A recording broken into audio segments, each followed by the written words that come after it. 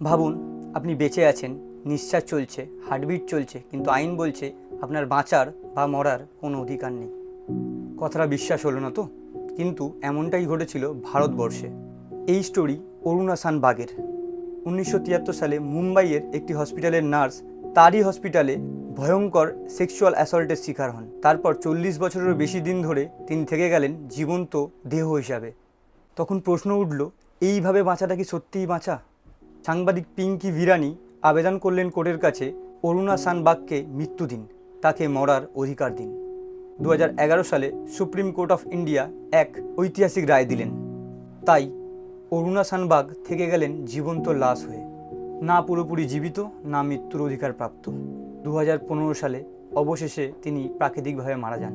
কিন্তু রেখে যান আমাদের জন্য একটি প্রশ্ন: মানুষ যদি নিজের জীবনের উপরই অধিকার না পায়, তাহলে কি সেই জীবন তার নিজের? কমেন্ট করে জানান এই বিষয়ে আপনার কি বক্তব্য।